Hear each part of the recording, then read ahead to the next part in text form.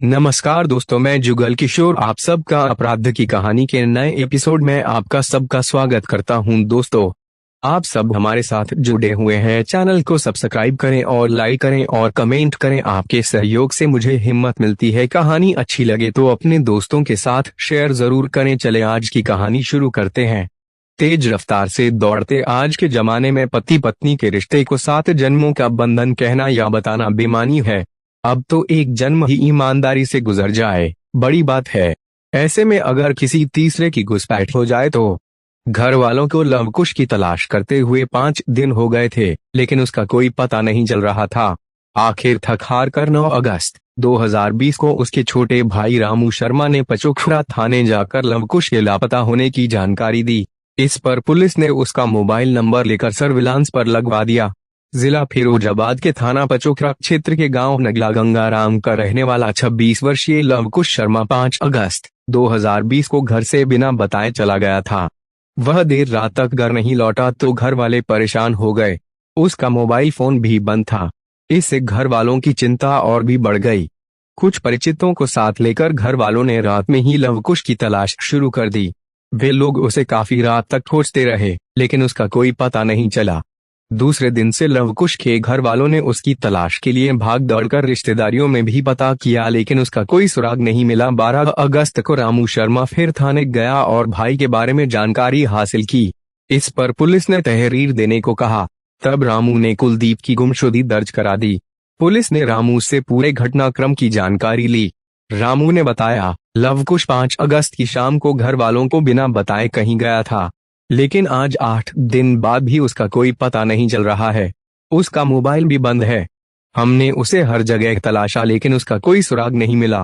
Police Lavkush की तलाश में जुट गई। जांच कर रही पचोखड़ा थाने की पुलिस को जानकारी मिली कि लवकुश के गांव के ही रहने वाले उसके दोस्त कुलदीप की पत्नी मधुरिमा परिवर्तित नाम से प्रेमिल रिश्ते थे। कुलदीप उसका दूर के रिश्ते का भाई था। पत्नी से लवकुश के प्रेमिल रिश्ते से परेशान होकर कुलदीप ने काफी दिनों पहले गांव छोड़ दिया था। वह अपने परिवार के साथ आगरा के खंदौली क्षेत्र स्थित मुड़ी चौराहे के पास किराए के मकान में रह रहा था। उसकी ससुराल भी वहां से कुछ ही दूर थी। पुलिस ने लवकुश का मोबाइल नंबर सर्विलांस पर पहले ही लगा दिया था। उसके मोबाइल की अंतिम लोकेशन खंदौली क्षेत्र की ही मिली थी। 13 अगस्त 2020 को सीओ देवेंद्र सिंह के निर्देश पर पचोखड़ा थाने के थाना प्रभारी संजय सिंह पुलिस टीम के साथ खंदौली के मुड़ी चौराहे पहुंच गए और कुलदीप को उठा लिया। पुलिस ने उससे लवकुश के बारे में पूछताछ की तो उसने बताया कि लवकुश उसका दोस्त है। काफी दिन से कोरोना के कारण हम लोग मिले नहीं थे। मेरा उससे मिलने का मन था तो 5 अगस्त को मैंने उसे फोन कर मिलने के लिए खंदौली बुलाया था। उस दिन अधिक रात होने के कारण वह मेरे घर पर ही रुक गया था। दूसरे दिन सुबह लगभग 9 बजे वह अपने घर वापस चला गया था। उसके बाद वह कहाँ गया उसे नहीं पता। कुलदीप समझ रहा था कि पुलिस उसकी बताई कहानी को सच मान लेगी, लेकिन ऐसा नहीं हुआ। थाना प्रभारी संजय सिंह ने कहा, देखो कुलदीप, तुम पुलिस को गुमराह करने की कोशिश कर रहे हो। मैं तुमसे आखिरी बार पूछता हूँ कि लवकुश कहाँ है। थाना प्रभारी तमा गए। उन्होंने आगे कहा, लवकुश के मोबाइल पर तुम्हारी पत्नी ने फोन किया था। उसके खंदौली आने के बाद उसका मोबाइल बंद कैसे हो गया? अगर वे कहीं चला गया था तो अपना मोबाइल तो चालू रख सकता था। पुलिस ने तेवर दिखाए तो कुलदीप टूट गया। उसने स्वीकार कर लिया कि लवकुश अब इस दुनिया में नहीं है। उसने अपने साले भोला के साथ मिलकर उसकी हत्या कर दी है। उसकी लाश कहाँ है? थाना प्रभारी के पूछने पर उसने बताया, सर, उसकी हत्या करने के बाद हमने उसकी लाश तिरपाल में लपेटकर यहाँ से 1.5 किलोमीटर दूर गांव नगला हरसुख के पास स्थित एक सूखे कुएं में डाल दी थी और उसका मोबाइल फोन बंद करके रास्ते में फेंक दिया था। पुलिस कुलदीप को लेकर उस कुएं के पास पहुंची जिसमें उसने लाश डालने की बता कही थी। थाना प्रभारी ने कुएं में झांका तो वास्तव में कुएं में तिरपाल में लिपटी लाश पड़ी थी। पुलिस ने फोन करके लवकुश के घर वालों को भी बुला लिया। पुलिस ने लवकुश की लाश निकलवाने के लिए रस्से आदि का प्रबंध किया। तब तक कुएं में लाश पड़ी होने की खबर पूरे इलाके में फैल गई थी। वहां पर लोगों का हुजूम जुट गया। सूखे कुएं में एक आदमी को उतारा गया। उसने तिरपाल के दोनों सिरों को 2 रस्सों से बांध दिया। इसके बाद लोगों ने खींचकर शव को बाहर निकाल लिया। तिरपाल को खोला गया तो उसमें लवकुश की लाश निकली। 1 हफ्ते तक तिरपाल में बंद रहने से लाश फूल गई थी, जिससे चेहरा पहचाने में नहीं आ रहा था। मृतक के बड़े भाइयों मनोज और अतुल ने कपड़ों से मृतक की शिनाख्त अपने भाई लवकुश के रूप में कर ली। पुलिस ने जरूरी कार्रवाई कर लाश पोस्टमार्टम के लिए भेज दी। पोस्टमार्टम के बाद पुलिस ने शव घर वालों को सौंप दिया। लाश की पक्की शिनाख्त के लिए डीएनए टेस्ट हेतु सैंपल ले लिया गया था। उधर पुलिस की दूसरी टीम कुलदीप के साले भोला को मुड़ी चौराहे के पास स्थित उसके घर से गिरफ्तार कर चुकी थी।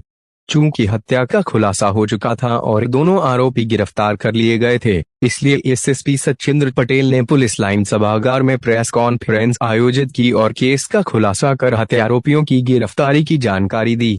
पुलिस पूछताछ में कुलदीप और उसके साले भोला ने हत्या की जो दास्तान बताई वे इस प्रकार थी। थाना पचोखरा क्षेत्र के गांव नगला गंगाराम निवासी रामप्रकाश शर्मा के 4 बेटे व 1 बेटी थी। रामप्रकाश के पास खेती की जमीन थी।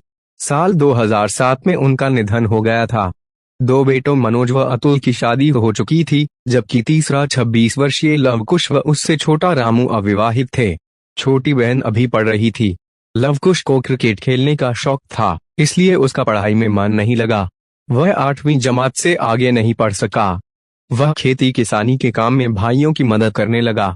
लवकुश की दूर के रिश्ते की बुआ सरोज देवी का बेटा 28 वर्षीय कुलदीप भारद्वाज कई साल पहले अपनी पत्नी मधुरिमा व 2 बच्चों के साथ लवकुश के पड़ोस में किराए के मकान में रहा था। उसका परिवार हर तरह से सुखी था।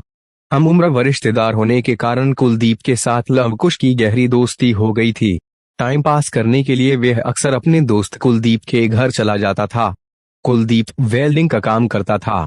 कुलदीप की पत्नी मधुरिमा लवकुश की रिश्ते में भाभी लगती थी। लवकुश जहां बांका जवान था, वहीं मधुरिमा सुंदर व चंचल थी। लवकुश भाभी से हंसी मजाक करता रहता था। धीरे धीरे देवरा भाभी एक दूसरे के आकर्षण में बंध गए और एक दूसरे को चाहने लगे। एक शादीशुदा औरत के इश्क में लवकुश ऐसा डूबा कि पूरी तरह उसी का होकर रह गया। उसका हाल ऐसा हो गया कि कुलदीप के काम पर जाते ही वे मधुरिमा से मिलने पहुंच जाता। 2 जवान दिल एक लय में धड़के तो जल्दी ही दोनों एक दूसरे को पूरी तरह समर्पित हो गए। कुलदीप को इसकी भनक लगी तो उसने मधुरिमा को समझाया, मैंने सुना है मेरी गैर मौजूदगी में लवकुश सारे दिन घर में पड़ा रहता है। हाँ, कभी कभी किसी काम से आ जाता है। बच्चों से मिलने के लिए मधुरिमा ने पति से झूठ बोल दिया। तुम्हें पता है मोहल्ले वाले तुम दोनों को लेकर किस तरह की बातें करने लगे हैं। लवकुश तुम्हारा भाई है, वे हम मुझसे भाभी के रिश्ते से हंस बोल लेता है तो इसमें क्या बुरी बात है। पड़ोसियों का क्या है, वे किसी को खुश कहाँ देख सकते हैं। इसी के चलते वे मनगढ़ंत किस्से तुम्हें सुनाते हैं, तुम भी उन पर आंख मूंद कर यकीन कर लेते हो। इस पर कुलदीप शांत हो गया। इसके बाद भी जब दोनों ने मिलना जुलना बंद नहीं किया तो कुलदीप परेशान हो गया। उसने इसकी शिकायत लवकुश के घर वालों से की। उसने धमकी दी कि यदि लवकुश ने उसके घर आना जाना बंद नहीं किया तो इसके गंभीर परिणाम होंगे। मामला बढ़ने पर पंचायत हुई और इसके बाद लवकुश सोनीपत चला गया। वहां वह एक प्रिंटिंग प्रेस में काम करने लगा। घटना से 2 साल पहले लवकुश सोनीपत से अपने गांव वापस आ गया। आते ही वह कुलदीप से बड़ी आत्मीयता से मिला। कुलदीप ने भी सोचा कि लवकुश पुरानी बातों को भूल चुका होगा। कुछ दिन सब ठीक रहा, लेकिन 2 साल बाद पुराने प्रेमी प्रेमिका जब रूबरू हुए तो उनकी कामनाएं जाग उठी और वे बिना मिले नहीं रह सके। सोनीपत में रहकर भी लवकुश और मधुरिमा मोबाइल पर बातचीत करते रहते थे। दोनों एक दूसरे से फिर से मोबाइल पर बातचीत करने लगे। मौका मिलते ही दोनों मुलाकात भी कर लेते, लेकिन उनका यह खेल ज्यादा दिनों तक नहीं चल सका। उनके फिर से मिलने की बात कुलदीप को पता चल गई। कुलदीप पत्नी को समझा चुका था, लेकिन वह मान नहीं रही थी, लिहाजा उसने निर्णय लिया कि अब वह यहाँ नहीं रहेगा। कुछ दिन बाद ही वह बिना किसी को बताए पत्नी व बच्चों को लेकर गांव से चला गया। लवकुश को भी जानकारी नहीं मिली कि उसकी प्रेमिका अब कहाँ है, क्योंकि उसका फोन स्विच ऑफ आ रहा था। लवकुश मधुरिमा के चले जाने से उदास रहने लगा। सावन का सुहाना मौसम भी उसे अच्छा नहीं लग रहा था। उसका दिन कांटे से नहीं कटता था। बारिश का मौसम होने से वह दोस्तों के साथ क्रिकेट भी नहीं खेल पा रहा था। एक दिन उसकी खुशियों को जैसे पंख लग गए। दोपहर के समय उसके मोबाइल पर मधुरिमा का फोन आया। कैसे हो माई लव, इतने दिनों बाद पूछ रही हो मेरा हाल। एक एक पल तुम्हारे बिना सालों की तरह गुजर रहा है। तुम बिना बताए चली गई, अब कहाँ हो, तुम्हारा नंबर भी नहीं मिल रहा। मधुरिमा ने लवकुश को तसल्ली देते हुए कहा, इतना बेकरार क्यों हो रहे हो, हम लोग दिल्ली आ गए हैं। ये काम पर गए हुए हैं। मौका मिलते ही तुम्हें फोन लगाया है। फोन इसलिए नहीं मिल रहा होगा क्योंकि कुलदीप ने मेरा नंबर बदल दिया है। उसने लवकुश को अपना पता बता दिया। बिना पानी के जैसे मछली तड़पती है वैसे ही तड़प रहे लवकुश की मधुरिमा से बात हुई तो सुकून मिला। कुछ दिन बाद लवकुश अपनी प्रेमिका से मिलने दिल्ली जा पहुंचा। कुलदीप को पता चल गया कि लवकुश दिल्ली में भी मधुरिमा से मिलने आने लगा है। उसने पत्नी को लवकुश से न मिलने की हिदायत दी। इसी बीच कुलदीप का एक व्यक्ति से झगड़ा हो गया। ऐसे में दिल्ली में वे अकेला पड़ गया। मजबूर और परेशान होकर 2 महीने बाद ही कुलदीप पत्नी और दोनों बच्चों को लेकर टूंडला आ गया और वहीं काम धंधा करने लगा। उसने पत्नी को हिदायत दी कि अगर अब उसने लवकुश से मोबाइल पर बात की या उसे अपना पता ठिकाना बताया तो ठीक नहीं होगा। पति के तेवर देखकर मधुरिमा डर गई। लेकिन कहते हैं प्यार अंधा होता है। मधुरिमा भी लवकुश को दिलो जान से चाहती थी। इतने दिन साथ रही थी लेकिन अब उसकी कमी उसे अखरने लगी थी।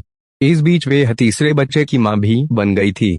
इसके बावजूद प्रेमी लवकुश को वे चाहकर भी नहीं भुला पा रही थी। दिल्ली से आने के कुछ महीने बाद उसने फोन कर लवकुश को बताया कि वह दिल्ली से अब टूंडला आ गई है। लवकुश वहां भी पहुंच गया। मधुरिमा प्रेमी को उस समय घर बुलाती जब उसका पति काम पर गया होता था। एक दिन कुलदीप ने लवकुश को घर के पास देख लिया। घर आकर उसने पत्नी से लवकुश के आने की बात पूछी पर मधुरिमा ने स्पष्ट मना कर दिया।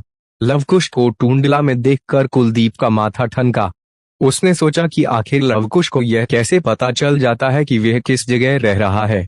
वह समझ गया कि उसकी पत्नी ही लवकुश को फोन कर जानकारी दे देती है। उसने कई बार पत्नी का मोबाइल भी चेक किया लेकिन उसका शक निराधार निकला। मधुरिमा अत्यधिक चालाक थी। वह दूसरे सिम से बात कर प्रेमी लवकुश को अपना पता बता देती थी। तब लवकुश उस जगह पहुंच जाता था। दोनों मौका देखकर घर के बाहर मिल लेते थे। कुलदीप पत्नी के प्रेमी से अपने घर को बचाने के लिए लगातार घर बदलता रहा।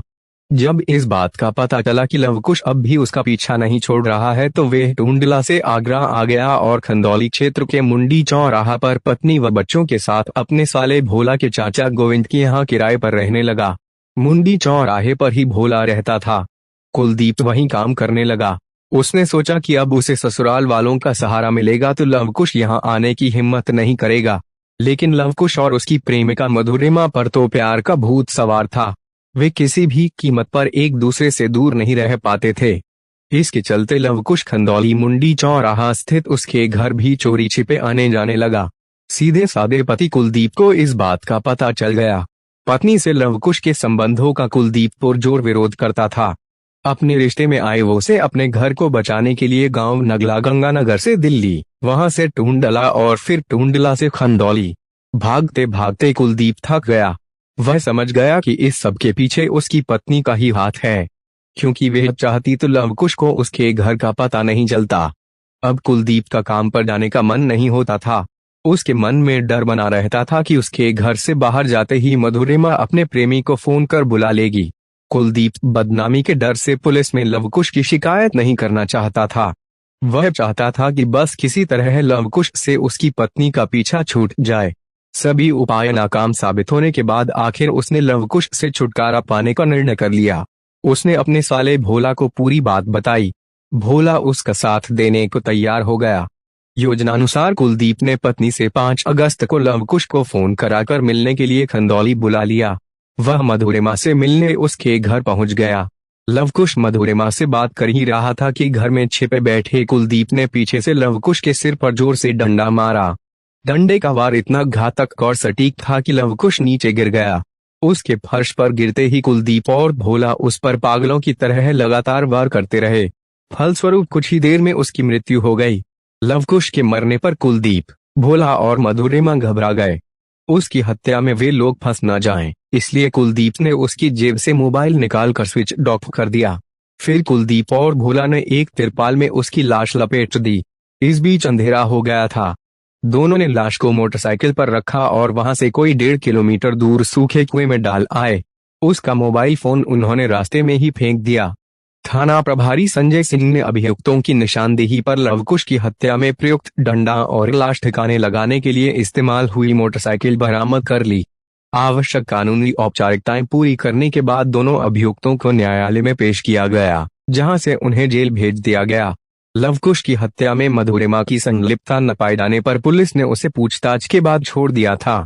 दोस्तों, आपको कहानी अच्छी लगी हो तो चैनल को सब्सक्राइब जरूर करना और लाइक कमेंट भी कर देना। आपका लाइक और शेयर मुझे हिम्मत देता है। कल फिर आपसे मिल